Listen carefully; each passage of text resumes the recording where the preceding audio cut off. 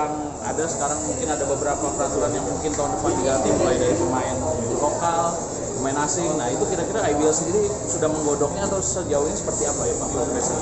Sudah, memang itu sesuatu yang sebenarnya setiap tahun.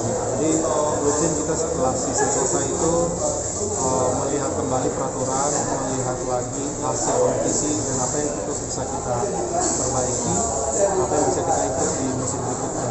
Ini kan bicara mengenai talent pemain lokal asing. Sebenarnya masih banyak lagi lebih dari situ. Format pertandingannya kan yang udah kita dengar juga mengenai way.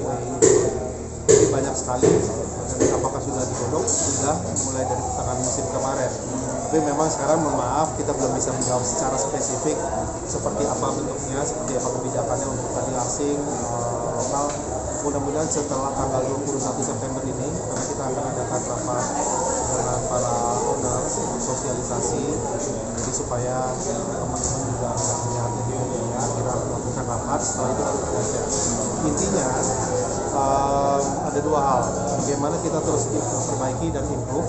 Kemudian dengan FIBA World Cup yang kemarin kita lihat sama-sama ya, itu kan menjadi sebuah benchmark secara langsung, melihat di mana level kompetisi kita, menjadi kacamata lah untuk kita bisa melihat ke diri sendiri, menjadi pemicu bagaimana kita bisa mempercepat perkembangan bola basket di Indonesia ini supaya ujung-ujungnya nanti level kompetisi di nasional dan di internasionalnya bisa jauh lebih kompetitif lagi. Tujuannya itu. Pak, ini kalau bicara yang musim lalu Pak, udah clear atau seperti apa ya Pak? Mengingat ada beberapa tim yang mungkin kesulitan finansial dan itu IBL sejauh ini sudah turun tangan atau bagaimana? Sudah, memang salah satu kewajiban kita untuk klub yang bermasalah dan ada peraturannya juga bagaimana kita harus mengawasi dan menangani. Nah, dua klub yang sudah mengalami masalah itu kita sudah coba bantu. Alhamdulillah sudah ada jalan keluarnya meskipun belum secara 100% terselesaikan ya. Tapi sudah ada langkah-langkah kemudian disepakati oleh para pihak. Para pihak itu kan ya antara manajemen dengan klub. Nah, IBL porsinya sebagai apa? Tentunya sebagai mediasi. Kemudian fungsi pengawasan tadi untuk memastikan apa yang dijanjikan dan apa yang menjadi kewajiban dan haknya itu bisa terlaksana dengan baik. Itu ada jaminan nggak Pak musim depan bakal 16 tim lagi Pak? Atau mungkin bakal mengerucut Pak setelah itu? Sampai dengan detik ini dipastikan dengan 16 tim. Ya, dengan bahwa yang ada problem itu ya masih mencari jalan keluar untuk bisa menyelesaikan dan bagaimana untuk sudah ada, tapi kita belum bisa umumkan kandidatnya siapa, partnernya siapa. Mudah-mudahan ya bisa tetap sesuai dengan jumlah yang ada.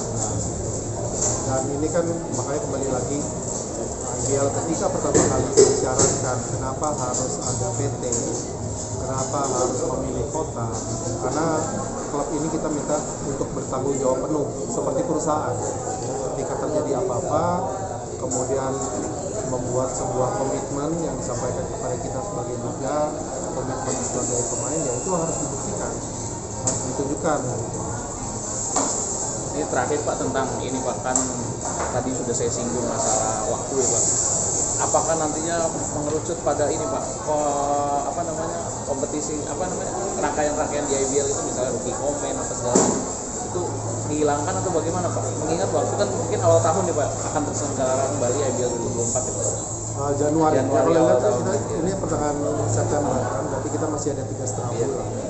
Sebetulnya kalau melihat tahun lalu ini lebih mundur, tapi kenapa mundur? Karena ada ajang World Cup ya.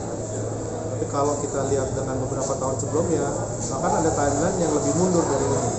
Contohnya ya, waktu itu kita pernah lakukan ya waktu dari SEA Games, di mana membuat program IBL Combine dan IBL Draft pada saat itu di bulan Oktober. Jadi meskipun sekarang pertengahan September, timeline itu masih bisa. Jadi sejauh ini masih on schedule gitu Pak? Masih schedule. Pak, kan kemarin di FIBA World Cup itu termasuk masyarakat Indonesia antusiasmenya tuh naik ya Pak. Nah nanti Bapak ada ekspektasi nggak nanti buat menonton IBL itu sendiri nih? Ya ekspektasinya itu harus minimum sama lah ya. hype-nya, tapi kan bagaimana kemarin bisa terbangun, pertandingannya menarik level internasional. Kalau kita lihat IBL sudah dibuktikan dengan musim-musim sebelumnya pertandingannya menarik. Kemudian kemasan, kemudian sports presentation atau entertainment, itu kan sesuatu yang kita harus pelajari, kita anggap supaya penonton itu standarnya kemarin bisa terjaga. Kalau harapannya ya harusnya tetap tinggi. Bedanya hanya kalau kemarin kan 10 hari event gitu ya. Kalau ini liga kan panjang, jadi memang harus dibuat siklusnya supaya orang tidak bosan, kemudian bisa dalam jangka panjang bisa terus konsisten penontonnya. Salah satunya dengan Romo ini kita. Terima kasih sudah menonton. Silakan subscribe, like, dan jangan lupa komen di bawah ya Bola Spotter.